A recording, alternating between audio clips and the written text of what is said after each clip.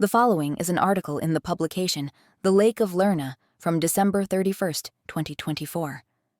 The title of the article is The Refutation of Jojo Siwa. The subtitle reads, "This has to be the only article on the internet with Jojo Siwa and Bashar al-Assad mentioned in the same paragraph." It was written by Yakubian Ape. Jojo Siwa is one of those people that you've probably heard of once or twice, and if you know anything about her, it was probably something you learned against your will. Like most celebrities and influencers blasted into our eyeballs from the screens with which we scry upon the digital world, we really aren't granted the liberty of ignorance when it comes to these characters, nor the privilege to even choose it. The author included an image of Jojo Siwa wearing a bright pink outfit with a large bow hair accessory. I reckon if you have children, particularly one or more, that are both young and have two X chromosomes, you're probably more aware of her than those of us who don't. My first exposure to Joel Joni Siwa came through osmosis at a friend's house where, at the time, his 7-year-old daughter was very into Jojo Siwa. Since then, she's become something of a running gag among my friends.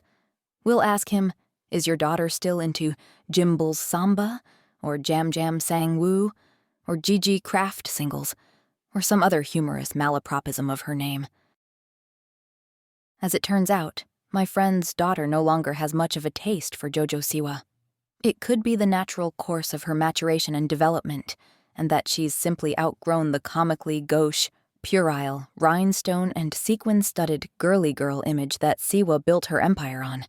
It's more likely that she didn't outgrow Jojo Siwa, and rather that Jojo Siwa outgrew the demographic she'd risen to fame on the backs of. You see, earlier this year, Jojo Siwa pulled what I like to call a Miley. This term, if it wasn't obliquely clear, is cribbed from the name of former Disney Channel star Miley Cyrus, who infamously worked with a previously unseen diligence to shed her identity as a dancing monkey for the House of Mouse by adopting the identity of a trashy, coked-out slut. And for a while, she was a trashy, coked-out slut. I still believe that there is a strong case to be made that she was demonically possessed, and that whatever infernal power was prompting her to cover herself in grotty scratcher tats, like the interior of a truck stop bathroom stall, jumped to Katy Perry. But whatever the source of her madness was, seems to have abated over the years. She's leveled out since and maintains a subtle presence at the fringe of the entertainment industry, but mostly as a curio from another era of pop culture. Though this period of debasement and shameless degeneracy was proved to be the most lucrative years of Cyrus's career, scoring her hits like the insufferable track Wrecking Ball and equally annoying We Can't Stop. I think that, like Perry's similar crash out in the later 2010s, it left an irrevocable stain on her career that will never thoroughly wash out.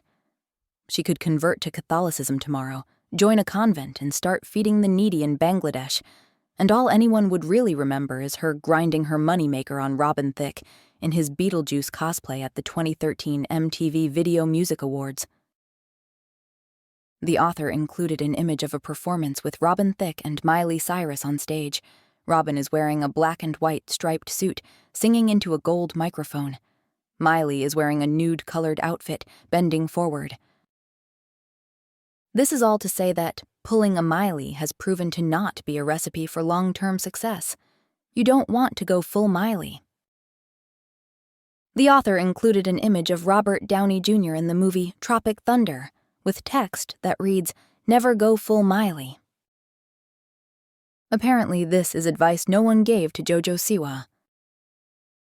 The author included an image of Jojo Siwa dressed in a costume with dramatic makeup, resembling a rock star look on a set of red stairs. It's not hard to understand why she's going full Miley, though. By dressing up like a reject from a Kiss tribute band, or Scandinavia's worst death metal outfit, she's attempting to utilize shock value to disabuse the world of her previous persona, which is inextricably linked to prepubescent girls. I don't fault anyone for not wanting to be pigeonholed into being a children's entertainer for the remainder of their life. But this, as the kids would say, ain't it, Chief. Born in 2001, to an unassuming, upper-middle-class family in Omaha, Nebraska, Siwa first broke big by participating on Abby's ultimate dance competition.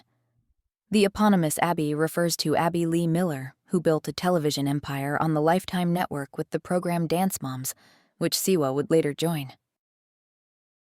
The author included an image of Abby Lee Miller pointing her finger. The image caption reads, "Abby Lee Miller is also a convicted criminal, by the way."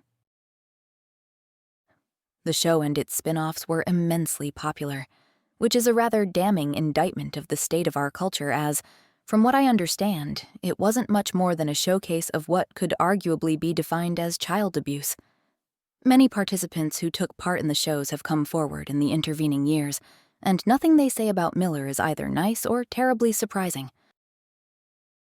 At the time of her first appearance on Dance Moms adjacent media, Siwa was only 9 years old. She became a fan favorite and, like sharks smelling a bleeding tuna thrashing about the waves, television producers and music executives were tripping over one another to court her. They were quick to wring every ounce of clout they could out of the young girl. At age 15, she started a music career with the song Boomerang, which quickly accumulated over 1 billion views on YouTube. Later that year, she'd ink an exclusive deal with a staple of every dying shopping mall, Claire's, to hawk cheap jewelry with her name slapped on it. Among the accessories in this line were large, colorful hair bows reminiscent of those that Siwa herself would wear. These would later go on to be a symbol of her brand. It's worth noting that the song Boomerang is, ostensibly, an anti-bullying screed. I say ostensibly because I didn't listen to it, and I don't want to. This is noteworthy as many primary schools in the United Kingdom began to ban Siwa-branded bows from their halls because they were causing bullying. In the same way that Logan Paul and KSI's unpalatably sweet and unethically caffeinated energy drink, Prime, became a status symbol on playgrounds across America, so too did Siwa-branded bows become symbols of class for little girls across the English Isles.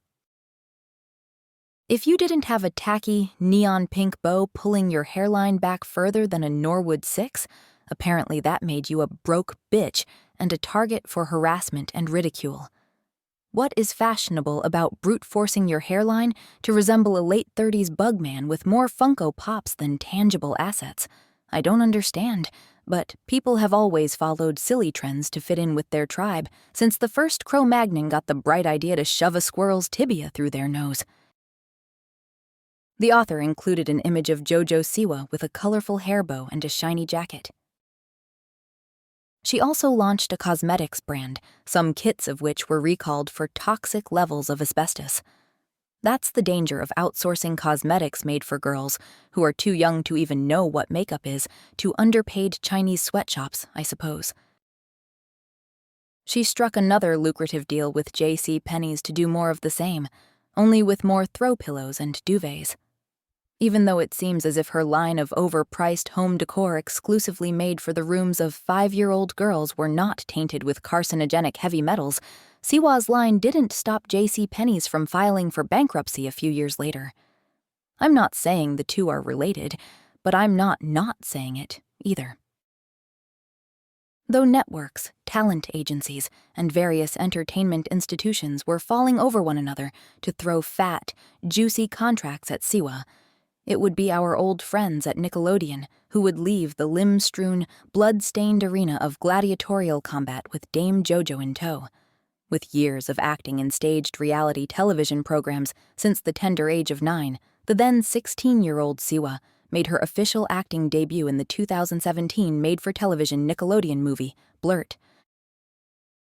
The author included promotional artwork for a Nickelodeon movie called Blurt. It features 3 teenagers with various doodles and text around them, such as, OMG, I'm such a pushover, and my life will never be the same. The image caption reads, Nothing says hilarious like, I really have to fart. Looks great, doesn't it? It's got a respectable 5.9 on IMDb, so if you're looking for some quality programming to keep your kids quiet for an hour, thank me later. I also have to say that I find the plot synopsis of the movie morbidly hilarious. A quote reads, The story follows Jeremy Martin, a nice guy who puts on a mysterious virtual reality headset at the mall and suddenly loses his inside voice, making him start spouting every thought he has out loud. End of quote. So it's about virtual reality-inducing schizophrenia, huh? I'm sure that won't be pertinent in the coming years. As the 2010s came to a close and the currently unfolding nightmare of the 2020s began, while most of us were living the new normal, Siwa was on top of the world. She was included on Time's annual 100 Most Influential People list of that year. Whether that speaks to Siwa's ever-expanding presence in the American cultural landscape and her stranglehold over the demographic of girls aged 5 to 10, or the precipitous decline of Time's reputability is anyone's guess. She continued to pump out music that did well enough with her target audience to keep her career afloat. She was unavoidable on reality television, popping up on programs like Keeping Up with the Kardashians, The Masked Singer, and RuPaul's Drag Race. She was even a judge on America's Got Talent and a contestant on the 30th season of Dancing with the Stars. None of these means much to anyone who doesn't have a cable box, but given that there is, apparently, a phantom block of middle America that continues to indulge in that type of televised sludge, her stock only continued to rise. She even got her own cereal at some point. The author included an image of a cereal box featuring sweetened corn puffs with marshmallows called Jojo Siwa Strawberry Bop.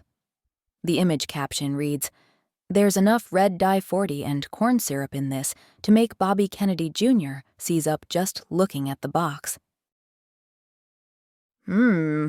Tastes like pre-diabetes. Not bad for a girl who started off backsassing a convicted criminal on a trashy reality show about child exploitation, no? It wouldn't take all that long for Jojo Siwa's fortunes to begin to shift, though. Some people will cite the beginning of her crash out to 2021, when Siwa announced via TikTok that she was a member of the Rainbow Bloc. Which piece of the alphabet soup anagram was she a member of? Even she didn't know. Though she revealed that she was dating another woman at the time, she said the following on the topic of her sexuality. Quote, "I still don't know what I am. It's like, I want to figure it out. And I have this joke. Her name is Kylie. And so I say that I'm chi-sexual, but like, I don't know, bisexual, pansexual, queer, lesbian, gay, straight. I always just say gay because it just kind of covers it, or queer because I think the keyword is cool." End of quote. I was under the impression that gay was exclusive to homosexual men, but whatever. My pride bona fides aren't exactly up to date. I still don't really understand what queer means because everyone seems to have a different answer, and at this point, I'm afraid to ask. She also went public with her relationship with yet another woman and, later that year, would come out as an official, self-proclaimed lesbian. There was a time where someone primarily associated with children's entertainment coming out as a homosexual would have been a death knell for their career, but, given that it was the current year, it didn't do much to diminish Jojo Siwa's star. I'm sure there were a few disgruntled parents who promptly rounded up every scrap of their daughter's Siwa swag and tossed it in a dumpster, but if I remember, the general reaction to this grand proclamation can be summed up like so. The author included a video of a man giving a thumbs up. The public's problem with Siwa wasn't the fact she had an attraction to the fairer sex. I mean, hey, I do too. Can't blame her. The issue was that she didn't seem to be satisfied with her big announcement being met with a resounding, okay, and an apathetic shrug from the public. It wasn't enough to have every trashy tabloid rag glaze her for being so brave for her decision to come out, when at this point, 30% of her age cohort identifies as some manner of LGBTQIA plus LMNOP. No, the public's problem with Jojo Siwa was that she was being really, really annoying about it. This might not be a universal experience for most millennials, but I recall back in my high school days, we had a number of girls that suddenly discovered that they were lesbians, and they wanted everyone to know, whether anyone cared or not. These were typically the same kids who littered their speech with broken Japanese and generally had an issue with reading the room to begin with. Being gay basically became their entire personalities and all they wanted to talk about. It got very difficult to be around them, not because I have some raging, proprietary disdain reserved uniquely for lesbians, but because everything they said always somehow came back to their sexuality. Like, yes, we get it. You like women. Can we talk about literally anything else now? And I also remember thinking that, for people who yapped so much about liking women, they never really said anything else about the topic beyond that. Not what they liked about women or anyone in school they might be harboring a crush on. It was all just, hey, I like women. Did you know that? Because you should know I like women. Did I mention I like women yet? Suffice to say, by the time most of our college years came to an end, they were dating men. Only one that I'm aware of actually committed to the bit. That's how Jojo Siwa's absolute media blitzkrieg relating to her newly announced lesbianism comes off. Every TikTok she was uploading had something to do about being out of the deep, dank closet and proud to be free of it. She just wouldn't let the topic die, and it slowly began to chew away at both the goodwill people had for her and their patience. It would all come to a head on April 5th, 2024, when Siwa, now officially off Nickelodeon's leash, debuted her new look. The author included an image of Jojo Siwa at a red carpet event, wearing an elaborate costume with defined makeup and standing in front of a backdrop with the Fox and iHeartRadio logos.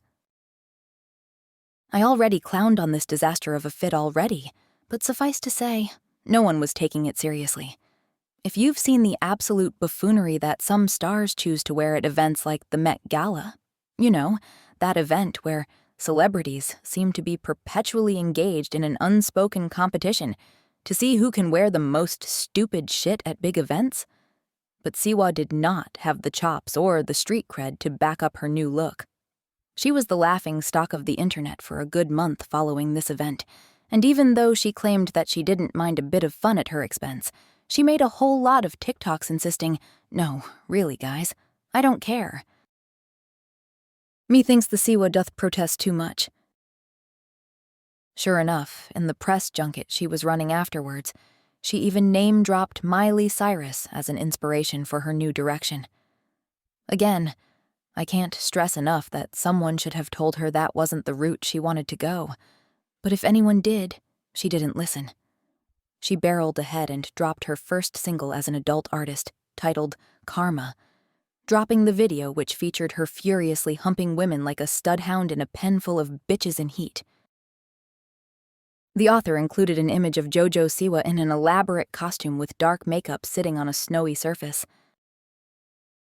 Though critics were making fools of themselves to slobber over how brave and mature it was, the internet was The author included a close-up of the character Syndrome from The Incredibles. His face has been digitally edited with crudely drawn, black goth-style makeup. Let's just say they were less than receptive to this new, edgier side of Siwa. But that wasn't where Siwa's troubles with Karma would end. Within hours of the song's release, a TikTok user, now lost to time, dug up an old video from the obscure video hosting platform, Vimeo, uploaded all the way back in the Stone Age of 2013. The song featured a young woman named Britt Smith, and the song she sang in the video was titled Karma's a Bitch. It didn't just sound like Siwa's new track, it was Siwa's song. Britt Smith is an interesting character. She formed a pop duo with her identical twin sister, Alex, called, can you guess? Britt and Alex, which only ever met with middling success before the latter half of the duo decided that the whole thing wasn't shaking out and try her luck at college, instead. In 2009, Britt alone would continue to struggle her way through the music industry under the name Matisse. Again, she failed to break big, and after releasing a collaboration with Black Eyed Peas frontman will.i.am, titled Provocative, she finally decided to throw in the towel circa 2013. The only thing of any real note about provocative was that Britt and Mr. I Am managed to coax Golden Girls alum Betty White into busting some fresh moves for the video. The author included an image of Britt Smith and Betty White dancing together in a dance studio, while a group of young people surround them. Given how fucking weird my generation is about Betty White, I'm surprised it didn't get more traction. Anyways, shortly before Britt Smith's retirement from music, she recorded a song and a video in 2012 for a track titled Karma's a Bitch with superstar producer Timbaland. It was intended to be her debut single under her actual name rather than the nom de guerre Matisse, but it would ultimately be shelved by the record label before Smith called it quits on her career, though not before Vimeo user Super77 managed to get a hold of it through unknown means. Super77's upload went ignored and unknown for almost 2 decades, until Siwa dropped Karma. Overnight, Britt Smith was the talk of TikTok. The newfound success of her long-lost track brought her out of obscurity and, buoyed by the support, Smith would return to her career as a singer and drop a new track in less than a full calendar month of being rediscovered. This bizarre story almost completely overshadowed what was supposed to be Siwa's grand statement and new debut. Worse still, it tainted the already poorly received track with allegations of plagiarism. To add insult to injury, it was universally agreed that Smith's Karma's a Bitch was vastly superior to Siwa's Karma. Within days of being rediscovered, Britt Smith put her original Karma's a Bitch track on Spotify. By the end of the week, it had tens of thousands of more hits than Siwa's. In fact, all the attention would spur Britt Smith's Karma's a Bitch to the #1 spot on Billboard's electronic digital chart. Siwa's cover failed to even break the top Hot 100. Ouch. Siwa would address the allegations on social media, stating thusly, "What happens is, people write songs and then they just don't do anything with them. And then, a few years later, it makes more sense for another artist. I didn't steal anything. There's no such thing as stealing. I also don't know who Britt Smith is." End of quote. Smith would take to TikTok herself to defend Siwa and her cover. A quote reads, "I am here to set the record straight once and for all. Jojo did not steal my song. There's been a lot of talk and a lot of comments, and they just keep going. So I just thought, let me come on here and hopefully put an end to this. She was totally in the right to record her version, and I hate to see that anybody would think that I'm a part of any kind of bullying or anything like that. I was bullied in high school, and I know what that feels like, and I would never want to be thought to be part of any part of that. I just want to make it clear that Jojo has done nothing wrong to me." End of quote. Technically, Britt Smith is not wrong. The rights to Karma's a Bitch were up in the air. The song had already been pitched to a number of other artists, including, perhaps ironically, Miley Cyrus. Jojo Siwa's record label acquired them. They tweaked the song a bit, mangled. Siwa covered it and released it with every legal right to do so. But it was still a cover, and that fact was one they did not disclose, nor did they own up to it in any way until they were caught. For her part, I doubt Jojo Siwa even knew she was recording a cover. Like most artists, I'm sure the label just gave her the song and said, "Record this," and she did. But she also did say this about Karma's development. Quote, "I came up with the concept a year ago, pitched the whole concept. Everything I can have my hand in, I have my hand in." End of quote. Given that Siwa was most likely still soiling Pampers when Britt Smith recorded the original track, this means that she's either the foremost infant musical prodigy of our time or a liar. Oh, the mendacity. Jojo Siwa limped out of the Karma debut, and her botched reinvention firmly stamped the label of cringe to her forehead, which was just about the worst thing that could have happened to her image. Yet, her troubles were only just beginning to foment. Part of the reason that Siwa was eager to reinvent herself, I suspect, was due to then recent allegations of abuse and mistreatment of 10-year-old girls in a dance troupe she led. The group went by the very exciting and not at all forced name of XOMG Pop, and was run by both Siwa and her mother, Jocelyn, who is herself a professional dance instructor. According to the mothers of some of the outfit's members, both Jojo and Jocelyn would verbally abuse the girls, calling them terrible, awful, and lazy. They'd criticize their weight. Apparently, the girls were being made to practice for up to 10 hours a day, multiple times a week, and being pushed to the point of physical exhaustion and chundering all over themselves. One girl, if the allegations are to be believed, was forced back to practice 3 weeks after surgery on her spine. Otherwise, she'd have lost her spot on the team. Oh, and, of course, none of the families were ever paid what they were promised in their contracts. Allegedly. I see why Jojo Siwa is just about the only Dance Moms alumni to not just speak positively about Abby Lee Miller, but defend her. Miller isn't the only questionable friend Siwa's gone to bat for. Siwa was close with one Colleen Bollinger, who was once one of the most prominent YouTubers on the platform. You might not have heard of her name, but you may have heard of her infamous and deeply unfunny character, Miranda Sings.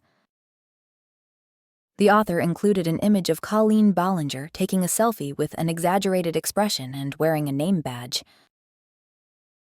Despite being as comedic as a tetanus infection, Bollinger parlayed her success into a Netflix series featuring the Miranda Sings character, multiple nationwide tours, and millions of subscribers. But these days, Bollinger is most known for uploading what has gone down in internet history as the single worst apology video ever to grace the series of tubes when she thought that this was an appropriate response to allegations of sexual misconduct. I feel like I have to stress that the aforementioned allegations were that she flirted with, sent nude photos to, and even went so far as to mail a pair of her used underwear to a 13-year-old boy. Oh, but don't worry. The used panties thing? It was a joke. Don't get it? Yeah, me neither. She's 38 years old, married, and has 3 kids, by the way. Almost every major figure associated with Bollinger cut ties with her afterwards, except for one. Jojo Siwa, like Bollinger, simply hand-waved the allegations and the evidence away, as lies told for clout.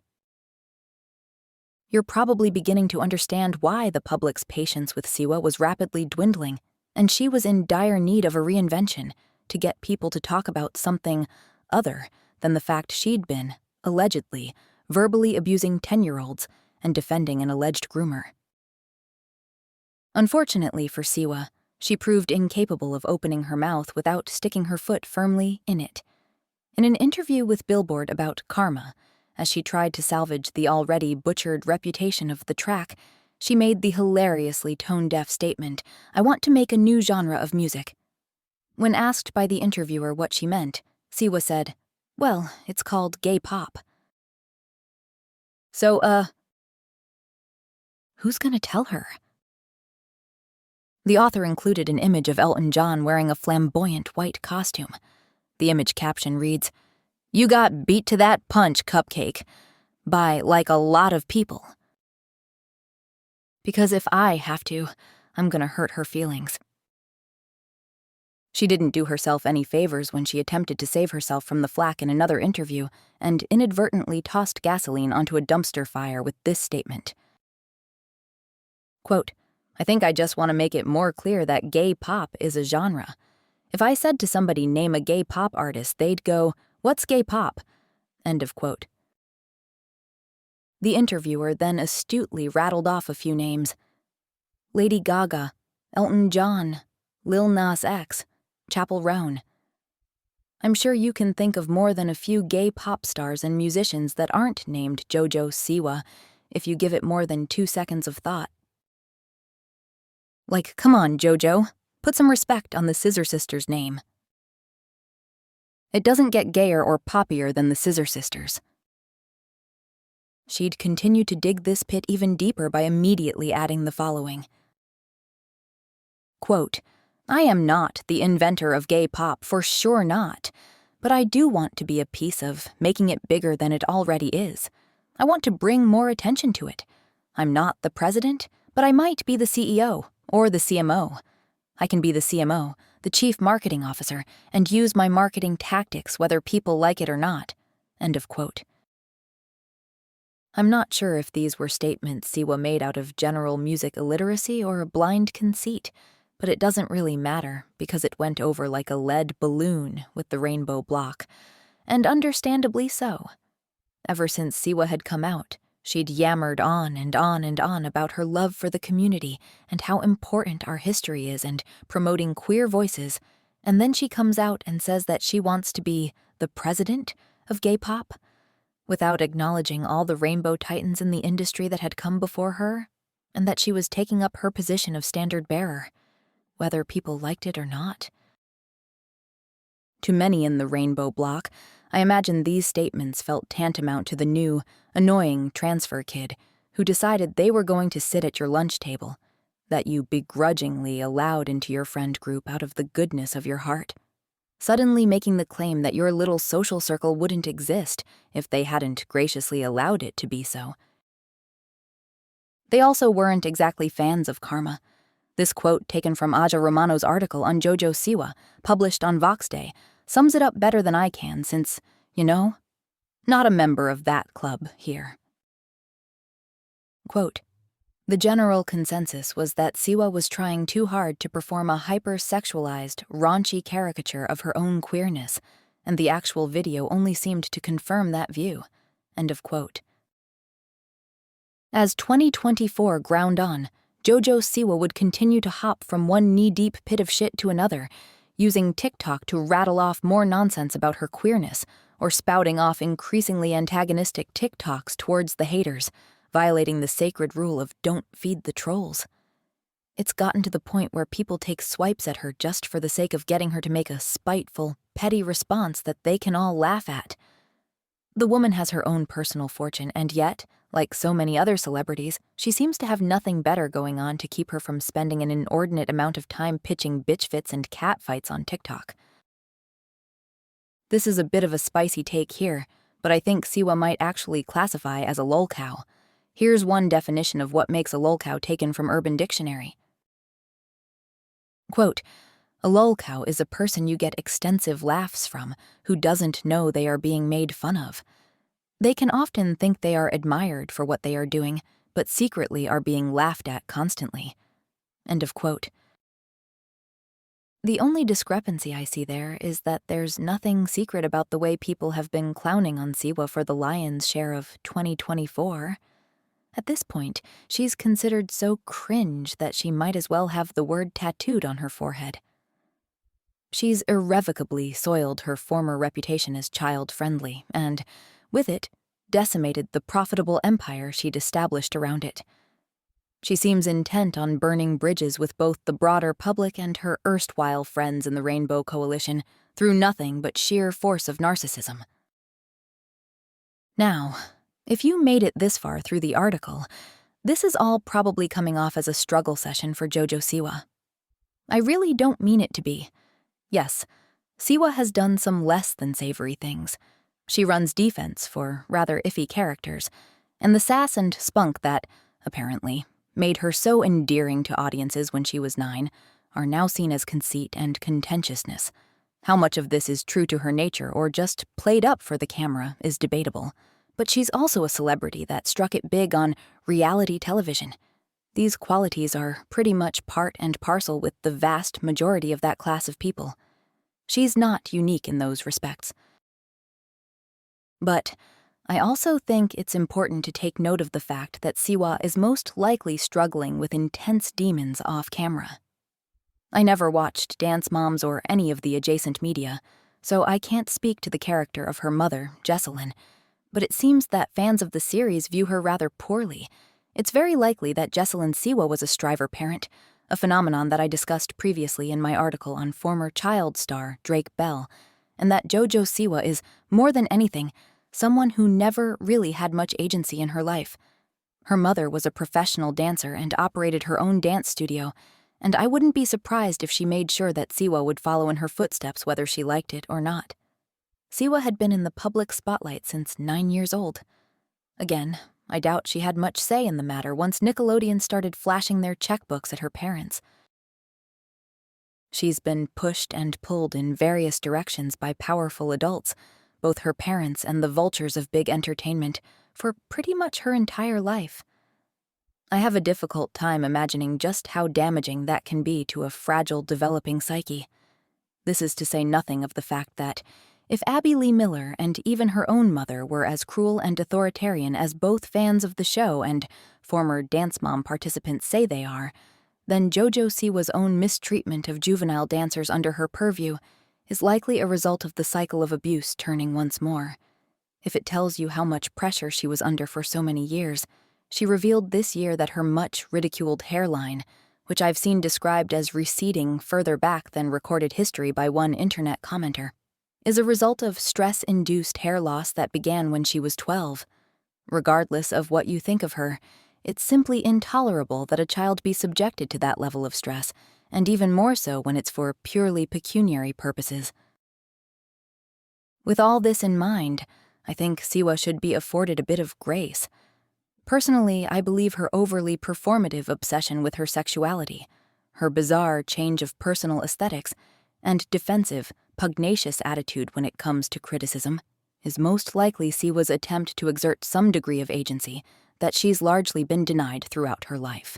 I'm not exonerating her, or saying that she shouldn't be held accountable for any wrongdoings she might have done, but I am saying that her behavior didn't just spontaneously materialize without cause. Now, everything that preceded this was something of a preamble. Backstory, if you will. It's necessary to understand the dense lore of Jojo Siwa and her many controversies, not just to know why she's become so reviled by so many, and in many ways transitioned from a child star to a laughingstock, but to fully understand why Jojo Siwa was the first victim of a new TikTok trend that I find deeply fascinating and perhaps indicative of the much-discussed post-election vibe shift we're watching gradually manifest in almost every facet of American culture. As you can probably guess, Siwa's antics have led many to stage attempts at canceling her. As you can also see, her continued success indicates that these cancellations were largely ineffective. After all, even if people only discussed karma to clown on it, they were still talking about it. But, like Bashar al-Assad of Syria recently found out, one can only skate through so many coup attempts before someone eventually figures out a way to bring you down. The author included an image of Bashar al-Assad in a suit, holding his hand to his ear. The image caption reads, "R.I.P. Who must go? 2010 to 2024.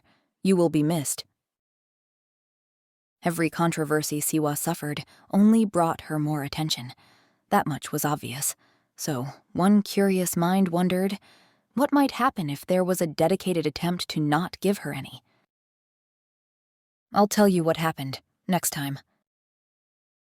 That concludes The Refutation of Jojo Siwa, an article from December 31st, 2024, in the publication The Lake of Lerna.